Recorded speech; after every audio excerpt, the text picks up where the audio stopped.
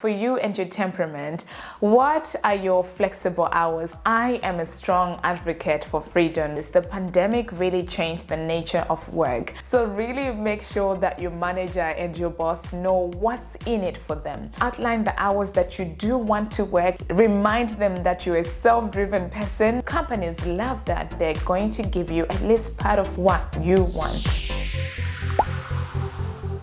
Hello. I am so excited about today because we're talking about how to negotiate for flexible working hours. If there is a word that millennial women love, it's the notion of freedom. And I know this for sure because I spent my time last year just interviewing and speaking to women about their experiences, their desires when it comes to their careers, when it comes to their lives, when it comes to maintaining a healthy work-life balance, which is what this channel is about. And if there's one word that they all kept on saying to me, it was freedom. They're like, I want freedom.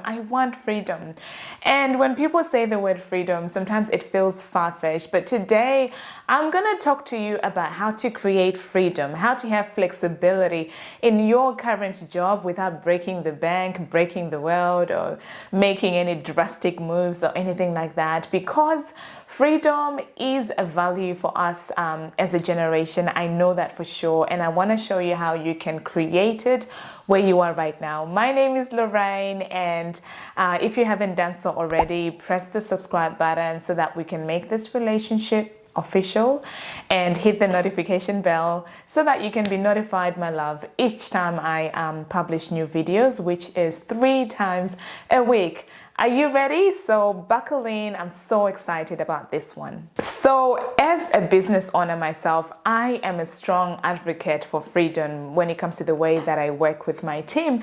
And once your boss, once your manager, your team knows the benefits of freedom, they too will become an advocate. Basically, by you wanting more freedom when it comes to your work and when it comes to you wanting flexibility, you are really advocating for the productivity and for results of the team.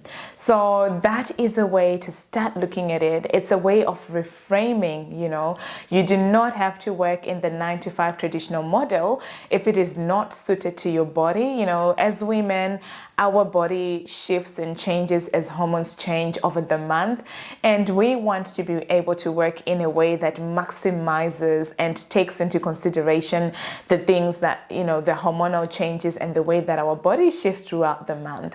So when you start looking at work in that way and bringing work into how your body is adapting and working, you will be surprised that you will even get more done. First of all, if you work in a traditional office and your hours are 9 to 5, ask yourself if you have to do your work at your job.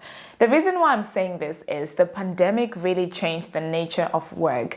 We were so surprised to discover that you do not have to go to you don't have to go to a brick and mortar workplace in order for you to work. You can actually work from home. Even businesses where you would never imagine them working online, they actually had to shift their models online.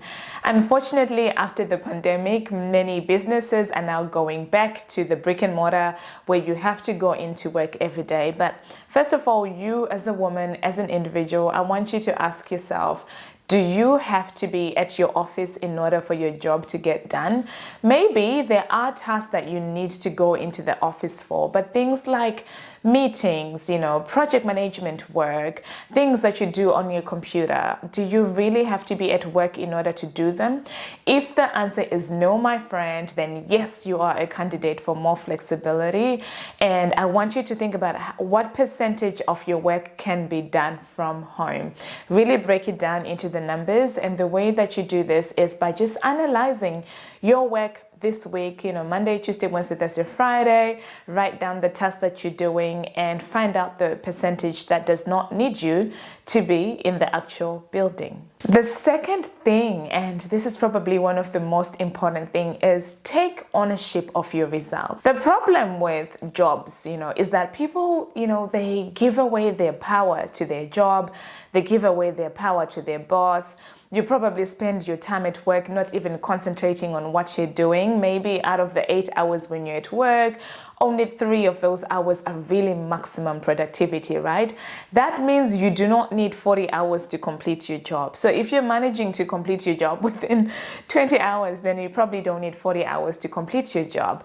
But because the traditional model of job does not give ownership to the workers, people do not take accountability for their results. But if you want flexibility in your job, then you're gonna have to shift the way you look at your results. I want you to think about what are your main key performance indicators? What are you measured by in your job, right? Like really take some time to think about what are the main results you're expected to deliver. And I want you to assume ownership over those results. Whatever your role is in the company, I want you to just take ownership of whatever it is you're expected to deliver. And I want you to know well what results you're measured by. And I want you to ask yourself if you're already delivering these results. So in order for you to have greater flexibility, I'm assuming that you are a person who takes ownership, you achieve your goals, you deliver results to the company, you're already performing well. That is the assumption that we're coming from, right? And then now the next thing, I want you to think about, for you and your temperament, what are your flexible hours? So most of my colleagues work from 12 midday to 8 p.m. in the evenings because they are more like they're night owls, right? And then for some people, they prefer to work from 7 a.m. in the morning to 3 p.m. In the afternoon instead of working at 9 a.m. to 5 p.m. So what do those hours actually look like for you? I know for me, when I'm doing a consulting contract with a company, I work from 9 a.m. to 5 p.m. most days. And then Thursdays, I always work from 10 a.m. up to 6 p.m. because what suits me more. I want to have that extra time on Thursdays for my morning routine to just work on my business and other things that I'm doing. So can you define those hours for yourself and actually write them down? Lastly, it's time for the amazing conversation with your manager, your boss, your team. Now that you have actually taken the time to find out your key performance indicators, what you're measured by, you've assumed ownership of those indicators, and we're assuming that you're already delivering amazing results. You have identified the percentage of work that you can actually do from home, right? And you have also defined for yourself the hours that you want to work. So maybe for you, it's midday to 8 p.m. Maybe it's 9 to 5 p.m., whatever it is. Now it's time to have that conversation. Bring it before your boss and your manager. And here's my advice for you. Outline the benefits for them. So people always want to know, your company wants to know, what's in it for me if Jane is working from home, right? So I want you to go in, tell your manager the benefits, tell them that, you know what, I am taking responsibility for my results. I'm taking ownership of the value I'm bringing to the company. And I know I can do this more when I'm working from home on Mondays and Fridays. So then that gives you 3 days in the company. And then you've got 2 days from home. So you can start with 2 days and then you can negotiate it up, my friend. You get where I'm coming from? So go in, give these results to them, outline the hours that you do want to work, tell them that, you know what, I am more of an afternoon owl, I'm more productive, I get more things done for the company. Remember, you're doing this for the company. Tell them that, I get more things done when I'm starting at midday until 8 p.m. And you know what? Remind them that you're a self-driven person. You get things done and you don't need anyone, looking over your shoulder to make sure that those things are done. Outline those benefits for them. And then also tell them that this is going to help you. This is going to help you feel more engaged with your job. It's going to help you stay longer in the role because then you are feeling more motivated to do the work that you're doing. So go in framing the benefits. You're not going in there complaining. I don't want you to walk into this conversation with your boss and your manager saying, oh, you know what? I don't like the hours that I'm working. I don't like the fact that I have to get fully dressed Monday to Friday. Sometimes I want to work in my pajamas.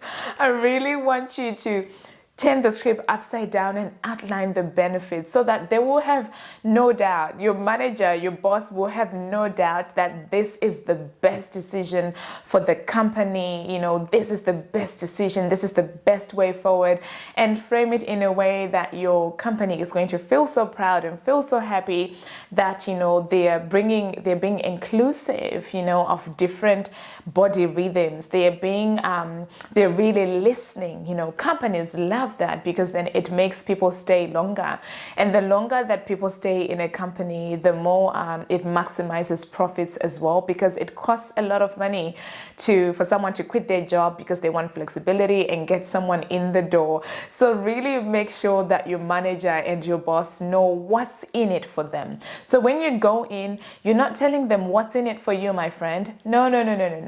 You are telling them what's in it for them.